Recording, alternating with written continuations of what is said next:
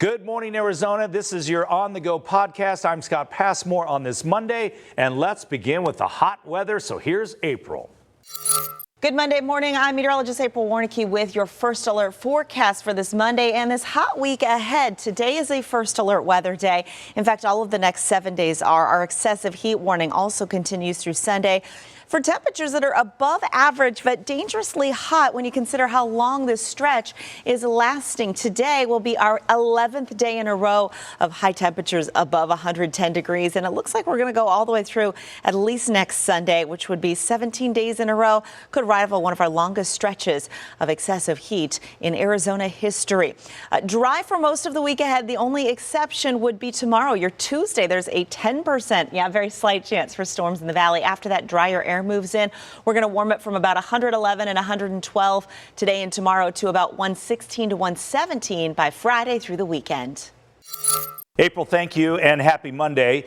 As you have been feeling the heat the past several days, so is most of the world right now. In fact, we hit global record heat 4 days straight last week. A record was set on Thursday around the world with an average temp of 63 degrees. Experts say there are many factors as to why this is happening, including the land heating up a lot faster than the water, along with El Nino.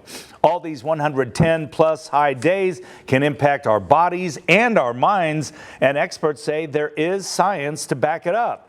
The heat can affect our sleep and decrease our appetites. Studies have actually shown an increase in domestic violence, aggression, even suicide.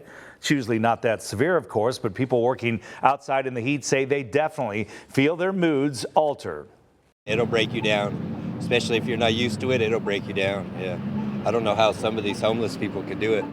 So to handle the heat and avoid any dramatic mood swings, you can take breaks, stay hydrated, eat healthy, and try to get 6 to 8 hours of sleep. Meanwhile, the Department of Forestry and Fire Management says we can expect to see our fire activity across the state continue to ramp up this month because of this heat wave. From Tucson to the valley and up to the high country, fire crews have had their hands full fighting several fires burning across our state. Stephen Johnson is one of more than 250 firefighters battling the Flying V wildfire along Route 60 east of the valley. The hot and dry weather only adding to the fuels.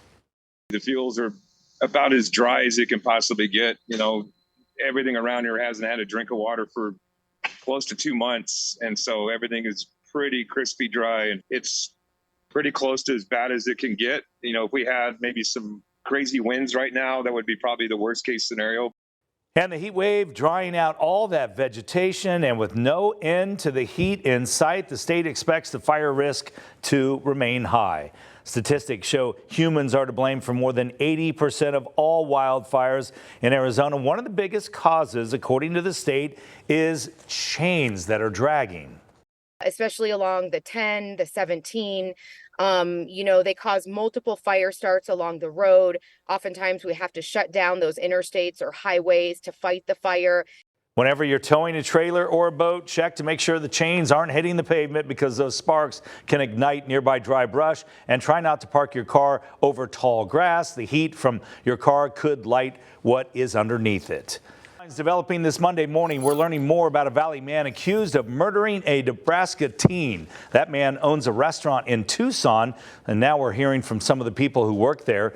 18-year-old Parker League was in Arizona visiting friends after graduating high school. The teen was reported missing on June 14th. 2 days later, what was later identified as his body found in Apache Junction. The Maricopa County Sheriff's Office arresting 37-year-old Anthony Renard on Wednesday in connection to that death. Renard was the owner of the well-known Patish Modern Eatery in Tucson. His co-workers are still in shock.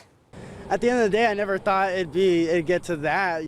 According to the medical examiner's office, League was stabbed multiple times in the back. Deputies uncovered League's body in a burn pile in an area known as the Pit in the off-highway vehicle area of Bulldog Canyon east of Phoenix in the Tonto National Forest.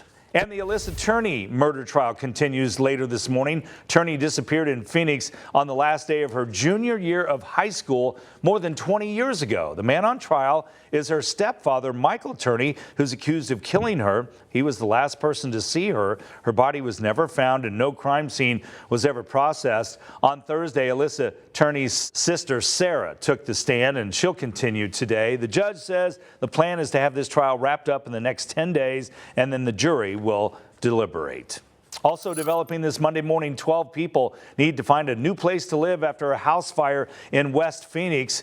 Crews responded near 67th Avenue and Thomas yesterday morning. Phoenix Fire says the fire started in the garage area and they said a car caught fire and then spread to the home.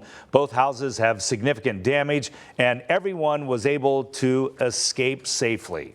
When stuff burns, it tends to all fall down on itself and looks like it's a lot bigger mess than maybe it would have been initially. So we can't say at this time, but we do know that there was heavy fire load in this area, and so there was a lot of flames, a lot of heat, and a lot of smoke. And we're learning one of the firefighters did have minor burn marks. Phoenix Fire is working to figure out what sparked those flames. I'm Scott Passmore. Have a great Monday, everyone.